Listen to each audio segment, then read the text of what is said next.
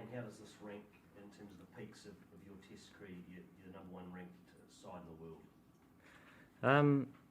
Yeah, I suppose when you say it like that, it's hard to beat, really. I sort of don't know how the rankings work exactly, but I know they sort of span over a period of time, which, to, I suppose, achieve that standing means that, there's been a lot of hard work over, a lot of matches and trainings and all these sorts of things to reach that. So, a very special moment from the guys. Hard to talk about until perhaps the Test summer was over, so it's nice to be able to sit back now and perhaps take a moment and enjoy the moment. How do you think the culture's transformed from, say, go back to that 2013 in South Africa, and over those 8 years? I mean, it just seems like it's just been consistently getting better and better, and now it's kind of reached a peak. Yeah, it sort of continues to grow, I suppose, would be... I suppose my observation of teams is that, over a period of time like that, you have changes in personnel, and obviously under Brendan and Hess, there were some, drastic changes, I guess, in terms of the culture that started things off to a large extent. And, from our perspective, it's just been trying to build and grow and adjust when needed, as time goes by.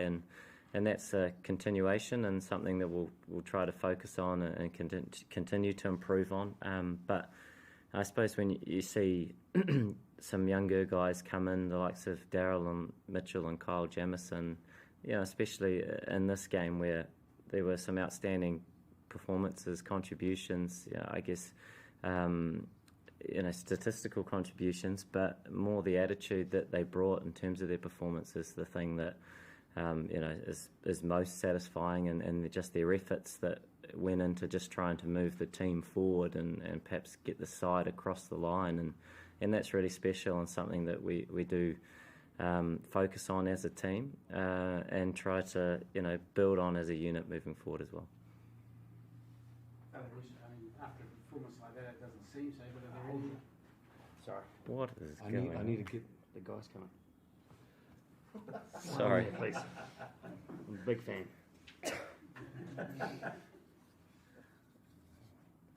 Test beach. Spark it up. What? Sorry about that. Are there, even after a comprehensive series win like that, are there any areas that you think you guys can improve on? Yeah, always. Like I sort of mentioned before in the aftermatch, that the game is truly a game of small margins, and as a side we're very pleased with the efforts that went into these last two games, but we know the quality side that Pakistan have, and there were definitely moments in both games that either went our way or perhaps moments that we seized and went a long way to changing the result or putting the result in our favour. And I guess on the scorecard this game appeared to be one-sided, but you knew it wasn't, as the quality that they have in their attack, that things can happen really quickly with the new ball.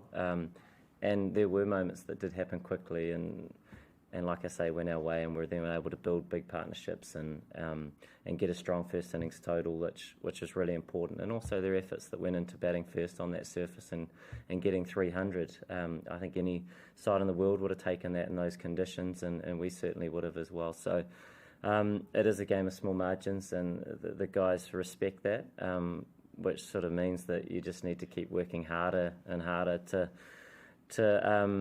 try and move your game forward as a collective. And we know that our next matches will be overseas tours, and there'll just be constant adjustments, changes, tinkering that needs to happen to try and perform well in those matches as well. Talking of small margins, or perhaps small percentage points, is probably a better way of putting it. Are you a big cricket watcher, and will you be watching the Australia-India series more closely than normal?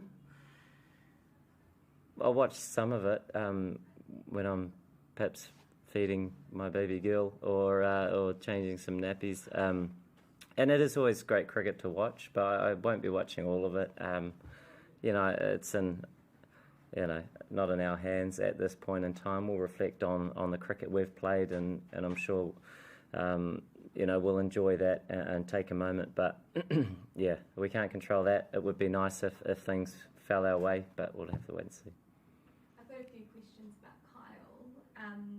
What is it about Kyle that makes him such a threat with ball in hand? Yeah, I suppose the most noticeable one is height. Coming from that trajectory and getting that extra bounce, I think is a real asset to Kyle. But the best thing, or the most impressive thing, I think, is his attitude, his ability to run in and hit the wicket hard for long spells. That's something that Tim, Trent, Neil, Matt, Henry, have prided themselves on for long periods of time, that have allowed us as a team to be successful. And Kyle's come in, and it's not an easy job, and he's come in and very much done that, and done it extremely well. He's swinging the ball both ways as well, and he's a really special talent. But like I say, his attitude, the way he's come in and just tried to add to the group, whether that's on the field or off the field, has been the most impressive thing. And in a lot of ways, he's leading as well, which is great. And this might be an interesting question considering how tall he is, but how high is the ceiling for Kyle? Cricket is an interesting game, and something that Kyle is extremely good at, bat and ball. Like I say, a very, very special talent. But I think if he continues to, and I'm sure he will, he's got a great head on his shoulders, that he continues to bring that great attitude that he has, and things have come very thick and fast for Kyle, which is a really enjoyable part to the game, but also something that he's learning a bit about as well, and learning about himself, but he's got a real strong desire to improve and pick the brains of some of these other senior guys that have been around for a long time. And so he's a humble guy and a player that just wants to continue to get better, and I've got no doubt that he will. With all due respect to the other bowlers out there, it seemed from the outside during this test match, he was almost next level in terms of the threat that he was posing to the batsmen.